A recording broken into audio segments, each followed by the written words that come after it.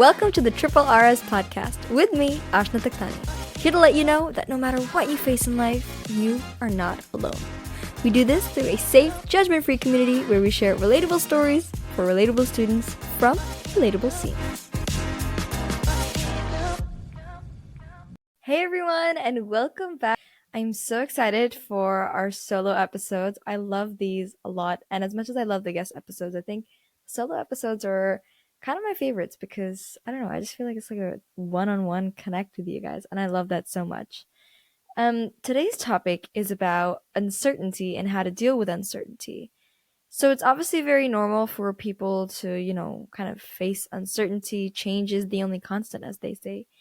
But when I asked on my Instagram about how many of you actually feel afraid of uncertainty and like you don't know how to deal with it, more than 200 of you responded, and 82% of you said that yes, I'm really scared of uncertainty and I don't know how to deal with it.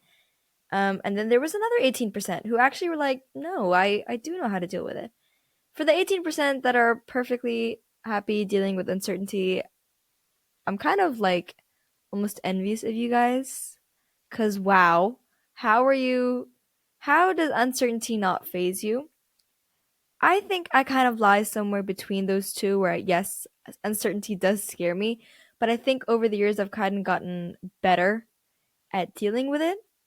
And it's funny actually because I'm a TV presenter, radio host, event MC, um, and out of all the gigs that I do, for some reason, it is the live gigs that I love the best because there's so many chances for things to go wrong, right? Like there is so much uncertainty, and that's why I love the live gigs better.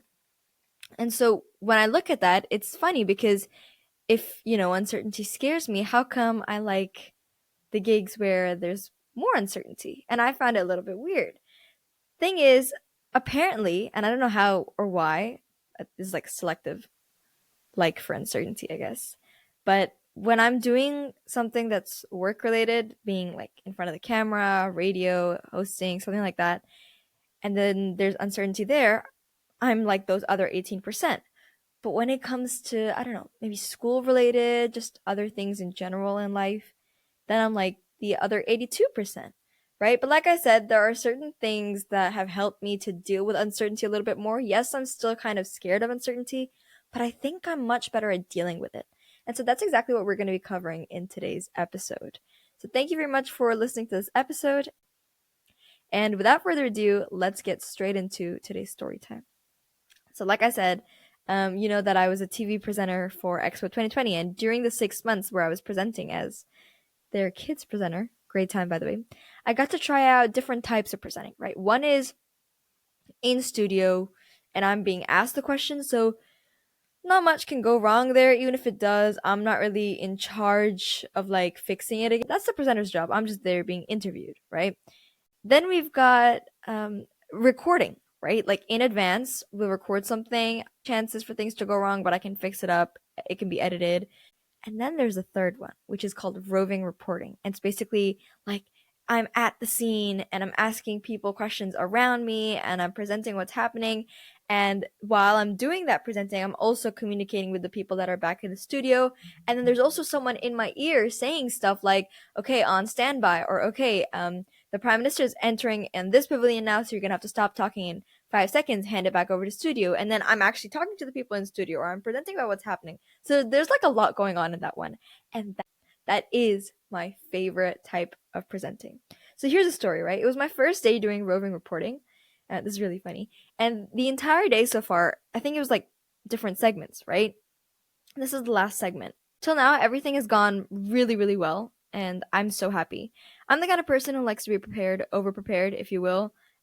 It's not a bad thing though, right? And so for this last segment, I was super excited. It was for a country called Timor-Leste, small island nation next to Indonesia.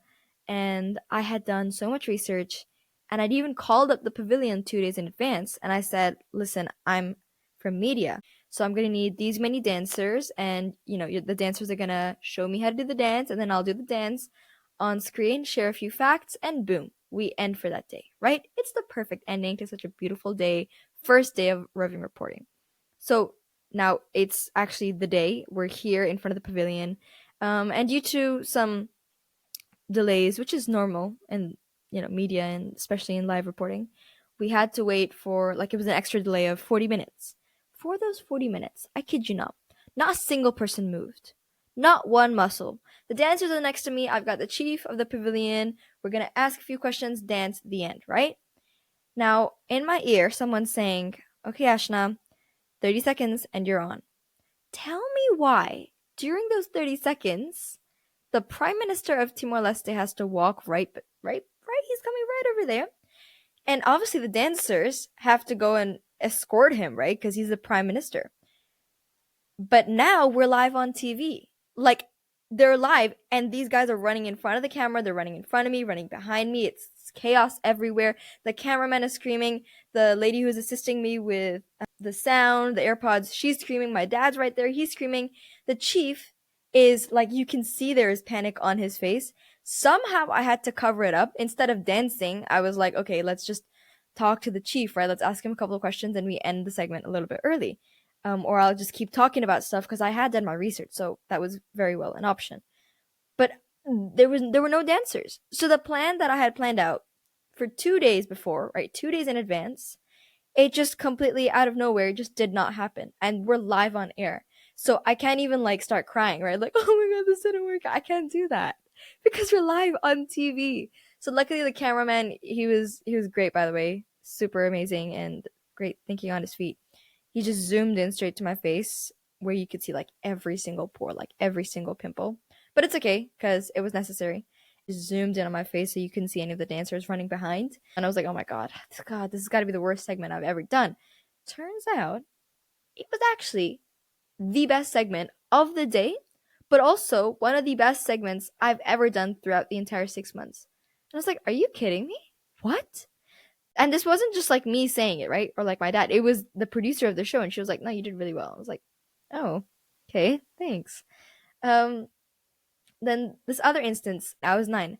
I was working with Sun and Sand Sports, and they had this incredible show called School's Got Talent, where it's basically like a talent show, but for sports and for students, right? And so at the end, and this also had been planned out beautifully in advance. And what was supposed to happen is the judges were supposed to come on stage, and then the kids were supposed to come running from behind the curtain onto the stage, and then they were supposed to announce the winner the end, right? Now the judges are on stage. It's been a minute, and I don't know, there's some delays, technical or whatever. Some of the kids aren't on stage, the curtain isn't opening or lifting or whatever. And now I've got my co-host next to me. He was like an adult. I've got 3 other judges, again, adults. And this time it's live on TV. And also you've got an actual audience in front of you. And they're just like turning around like this, like they're whispering on stage, like, what is happening? You can't do that, right? From my experience working on radio, you cannot have silence. But also because there's a live audience and they're gonna be like, oh, what's wrong? What's going on? And so I don't know how, I don't know where or why, but something kicked in me. It was like an instinct. And I just picked up my mic and I was like, so, what do you think was your favorite performance, or what do you think of the talent? Or I asked some question like that, and one by one by one, there were 3 judges, right? So that took up enough time. I asked them another question. My co-host, she kicked into action then, and she was also like aiding me, making it seem perfectly normal. And then finally, the curtain lifted, and then it went as normal. It went as it was supposed to. But that like 5 minutes gap in between, I don't know how or what happened. Just instinct kicked in, but that was uncertainty right there. And again, I couldn't melt down or do, I couldn't react to it because there was a camera and there were people and it was live. And when I look back on those instances, it's like 2 of the most beautiful memories I'll ever have from, hosting and roving reporting, respectively. But when I look at that, I also see, oh my God, there was so much uncertainty involved. Like, what is it that kicked in me, that shifted, that made me just like ask those questions? I don't know how I dealt with it. And apparently, I did a really good job both times. And it's happened more than once, obviously, because roving reporting, live radio presenting every week for like 2 years, instances will happen. And I don't know how I dealt with it until one day. And I know this is a really long story, but like, bear with me here. For those of you who don't know, I'm 15 years old. That means in 2 years' time, my university application process begins, and I'm just so uncertain about that. I'm not the only one, though, actually. we've got this here. I asked on my Instagram page what you guys feel uncertain about, right? And I got a lot of responses, but I'm going to share three. One of you said that same thing as I'm going through, uncertainties about what you want to do, your ability, where you want to study. It's tough. It really is. Another one said that she is in university and she's saying, I still doubt about my career, if it's right for me, and if I'm going to find a job that I want. I feel you. I mean, I'm not there yet, but I can just completely understand that it's hard. And then this last one, I've been there. Sometimes I still go there. It's really sad. This person said, I'm uncertain about if I would ever be successful. So obviously this gave me a little bit of comfort that, I'm not in this alone, but at the same time it was like, oh, how that's hard, to deal with. And sometimes you really do want an answer, but you just won't find out. And that scares you because it is scary. And so one day I was having a meltdown like that of my own about, again, university choices and where I'm going to study, what course I want, this place is safe. Do I want to move out? Yes, but are they safe? And, just questions like that. And I started having like a proper meltdown. By now, if you've been a part of the triple XRS community, you'll notice that meltdowns are usually my way of getting answers back to me. I'm sort of a crier. And so I cried my way through this one, and my dad comes in and he's like, what's going on? I was like, there's so much uncertainty and I don't know how to deal with it, and it's really scary. And he said, hang on. And then he gave me examples of my professional life that I gave you guys, right? And he was like, there's uncertainty in that too, but you dealt with it. How? So after that moment, after that little meltdown, took a pen and paper and I started making a list of, what is it that in those situations that I do that helps me? And I started applying those things in my life. And I'll admit that while I haven't, I can't fully say, yes, uncertainty doesn't faze me at all anymore. And I'm just this completely new person. But I will say that I don't have meltdowns anymore. And that I know that, yes, there's uncertainty, but I think I'm okay with that. And I think I have faith that things will solve themselves, right? I just have to keep doing what I'm doing. Live, laugh, love is the motto, and we'll get there. And when it does, later on in life, you'll look back and think, oh yeah, everything makes perfect sense. It may be hard for you to do it now, but later in the future, when you look back, it will make sense. And if you are able to accept that fact, especially when it comes to uncertainty and change, you have solved like 50% of the problem already. So today we're going to look at what it is that, I implemented. And these are things that worked with me. Obviously, there's no one size fits all, but these are things that are quite universally helpful. And you will see why. The first one is to take a deep breath. Now, this doesn't take too long. And yes, it's like, oh, did you really take a deep breath on live TV? Yes, I did. Trust me, because if I start panicking, there's no way. There is no way. And it's so true, right? If you're panicking in a situation of uncertainty, you're not really making things better. You're making things 10 times worse. So the first step is to take a deep breath. It doesn't have to be like one of those huge ones. Obviously, I couldn't do those on live TV. But just like a small one, like okay, this is what it is. Panic is a luxury that you cannot afford. It's a quote I read in The Seven Husbands of Evelyn Hugo. So if you thought that was me, it's too smart for it to just be something I made up right now. It's a great quote, by the way. And I understand that. On live TV, I cannot afford to break down and melt down and whatever, right? I can't do that. I can do that stuff in my bedroom, but I can't do that on live TV. So sometimes when there is that sense of urgency, you will find yourself taking a deep breath naturally. But when you don't have that sense of urgency, it's something that we have to kind of tune our brains to do automatically as soon as we start having those thoughts about uncertainty. Almost to create like an instinct, right? It anyways does kick in without us even realizing that it's there when there's a sense of urgency. So we just have to take that and make it stronger in times when there isn't a sense of urgency. So the first thing is to consciously take a deep breath and accept. To put all the emotions aside, especially strong ones like anger, fear, those kind of things, put them aside and clear out your mind. There's a quote that is quite famous from the Alcoholics Anonymous book, and it's the Serenity Prayer. I'm going to read it out. It goes like this: God, grant me the serenity to accept the things I cannot change, the courage to change the things I can, and the wisdom to know the difference. So when you accept, you're like, okay, this I cannot change. So now what? That makes a huge difference. Number two, use a third person POV. When you're tackling uncertainty and you don't really know what to do, never use your own perspective. And I'll tell you why, okay? Because your point of view will be clouded by your emotions, your personal emotions and judgments that you've already made about that person, about that situation, yada, yada, yada, whatever it is, right? So think of it not as if like what I'm going to do in that situation, like, oh my God, I'm stuck in this situation. No. Think about it as what advice would you give to your friends or your siblings who are stuck in that situation? What would you tell them to do? You would like put all emotions aside and you would start thinking logically, right? You would automatically say, this is the situation, you can't go back. So, what can you do to now move forward? That mindset automatically kicks in when you think about when you use a third person POV, basically. So, that's really important. And this process helps to break the issue down, make them seem smaller than they actually are. Make a molehill out of a mountain, kind of flipping the saying, right? Because sometimes that is important. Sometimes we do actually make a mountain out of a molehill when it's not necessary. Sometimes the problem is way smaller than we realize. And even if it's not, making it seem smaller, and I'll tell you how in just a second, making it seem smaller makes you feel like you're more in control. I use this one a lot personally. Obviously, now I can't do this in the times of urgency, right? Especially on live TV. But I try and do this as much as I can. It's to write your worries down. Like I said, I have an issue about like I don't know where I want to study, right? Or what courses I want to take. And when I keep it in my head, it sounds like this huge problem. To me, it feels like it is this huge problem. But what if I wrote it down on a piece of paper, right? I just pick up this pen and I write worries. Number one, where to study. Number two, what courses to take. Automatically, this huge problem that I have been like mulling over in my head for days and days and days seems like nothing. It's like two questions I need to answer.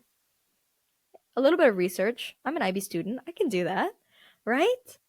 And so that already makes it seem so much easier. I'm a kind of person who likes to be in control. So after I write my worries down, I then move on to next steps. I always need the situation to be in my control.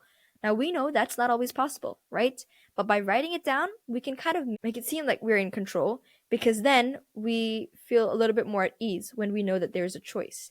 And that scene from Barbie when weird Barbie offers Margot Robbie like the two shoes and she's like, "Do you want to stay as you are or do you want to find out?" And then the conclusion of the scene comes to be that she doesn't really have a choice. She has to pick to find out, but giving her that choice made her seem all that more powerful. So it's just applying that same thing when it comes to dealing with uncertainty. And number three, learn to adapt. There are certain things in life that you can change, but other things are out of our control. So what do we do then? Whether you are a student like me, you are someone who is working, you are an entrepreneur, it doesn't really matter who you are. One thing is the same, that change will occur. What do you do then? That is a choice. Learning to adapt and mastering that skill, that adaptability, is one of the best things you can do for yourself. Because whether it be in the professional world, obviously your industries will always keep changing, always, always, always. And if you choose to adapt, then you are on an uphill kind of movement, right? But if you choose to just stay where you are, you think you're staying here. But what's actually happening, if that's the movement of the industry, you're just going down. You're not even staying where you are, you're moving down. That's why you always need to be open-minded and always need to be ready to adapt. It's hard. It really is. It's not easy, but there are certain things that you can do that help to make this process a little bit easier. And the most important one I'm going to say for today is being well prepared, right? I'm going to give two examples. The first one, in my roving reporting example, let's just touch back on it. When the dancers ran away, right? What choice did I have? What if I continued to keep dancing? I would look so dumb on live TV. I don't even know the dance. I left it to them to teach me on air, right? I don't know the dance. I don't know how to do it. Like, people are going to see this weird girl looking like a discombobulated chicken while she's dancing. Like, no one's going to want to watch that, right? Except for maybe comedy. But no one's going to do that. It's supposed to be an informational session. But here's the thing. I may not have known how to do the dance, but what I did know is what the dance was called, when it was created, why it was created, when it's used, And I also had the chief next to me. So I could easily turn that into a whole segment and people wouldn't even realize that there was anything wrong, right? I would talk about the dance, then I'd look at the chief and I'd ask him a few other questions about the dance. And then boom, segment over. Nothing's gone wrong at all. But that wouldn't have happened had I not been prepared, right? So being well prepared can really change things. Now, again, social media is constantly changing, right? The algorithm changes, like let's say for Instagram, especially, right? The algorithm changes almost every other week. Now, if you say, no, I choose what I want to post, I don't really care about the algorithm, and you're still not getting good views, you can't be saying, why is this not happening? Well, it's obvious because you are not changing with the algorithm. But if you are someone who is always up to date, you know what's going on, then it's easier for you to kind of incorporate that into whatever you were doing previously, right? You're just changing your style a little bit. If hashtags are not in anymore, you're removing the hashtags. Instead, you're taking those keywords and you're putting them throughout your video.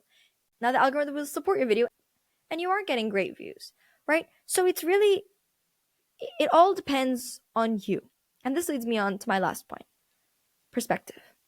Isn't it funny how I love the thought of uncertainty when it comes to my professional stuff, but when it comes to my academic stuff or my academic choices, it scares me, right? To the point where like I start crying. Why? All because of perspective. Because in the professional side of things, for me, it's exciting. It's exhilarating. It gives me that adrenaline rush. But on the academic side, it's like, oh my God, I don't know what I'm going to do with my life. And it just becomes this whole negative downward spiral. So it all depends on how we look at it, right? If, again, I'm going to use the same AI thing, you're going to say, oh, AI is going to take our jobs. Real. It's a problem. What are you going to do about it? If you're going to say, oh, we're doomed, you're just going to keep going as you are. Well, yes, AI is going to take your job, or yes, AI is going to make it harder for you to find work. But if you say, this is an opportunity, I'm human. No one can ever replace a human, but you can make a human's life easier. So what if I take AI to make my life easier and then give my audience or my customers the best product possible? That is looking at it from an opportunity perspective. And that power of perspective really changes things. It's a whole other topic and I would love to get into it, but I actually am going to bring in some experts pretty soon to talk about the power of perspective. So stay tuned for that. And that is all for today. Just remember that these things, obviously, they're an instinct in situations of urgency, as I've said again and again throughout this episode. But in those situations where there is no urgency, over there, we need to consciously apply these tips again and again and again until it becomes an instinct. So whether situation with urgency or not, we are able to deal with uncertainty in a way where we don't feel stressed. We may feel a little bit scared, but we can channel that fear into excitement. The way we channel this negative situation or this uncertainty into an opportunity. End to end, I felt like such a poet one day, okay, and I decided to write this. I didn't know when I was going to need it, but it turns out it's quite useful. So we're going to end with this little poem. It's not really a poem, it's just whatever I wrote. I don't know what you want to call it. Let me know, actually, what do you think this piece of text was? I wrote it, by the way, though. Just saying. I feel really smart right now. Remember, change is the only constant. For some, change is scary. For others, change is thrilling. It is something that haunts us and also something that excites us. Change may not bring us what we want, at least not immediately, but change always benefits us, does us good. Change is not always wanted, but change is needed, because change is the only constant. And it is the one thing that has stayed the same since the beginning of beginnings. Because just as our earth has seen everything in existence, so has change, if not more. I felt really smart saying that. You can let me know how you felt about that piece of writing. Let me know what it's called as well. My mind is running blank. I don't know. What is that? It's not a poem. It's definitely not a poem. It doesn't rhyme. But then again, poems don't have to rhyme. So let me know what you thought of that. Let me know what you thought of this episode. Thank you so much for tuning in to today's episode of the Triple XRS podcast. And can you believe it's almost been like more than 3 months. That's amazing, is it not? So, for those of you who are new to the community, and we've gotten a lot of newcomers, by the way, thank you so much for choosing to be a part of this journey. And for those of you, the OG listeners who have been here from day one, I love you guys so much. Thank you for all your constant love and support. And I'm getting so many messages saying, "Oh, you're amazing, you're this," and then you guys are posting on your stories. So I just have one request, that when you do that, please can you tag me so I can show, and I'm so proud of that, and give me the opportunity to be proud of it and share it all across my social media. So if you are reposting the link to the episode or you have thoughts on the episode, make sure to tag me. And remember, if you have anything that you're going through, you're not sure if other people are going through it, or you just want to have someone to talk to, you can always DM me on Instagram or TikTok. My social media is Ashna's Talk Time, and it's written down in my bio as well. Because remember, you may not think you're making a difference by speaking up, but together we are changing the world, one episode at a time. Sharing relatable stories for relatable students from relatable scenes. Thank you so much for joining in. Stay tuned for our other episodes. This is Ashna Taktani, signing out. 1, 2,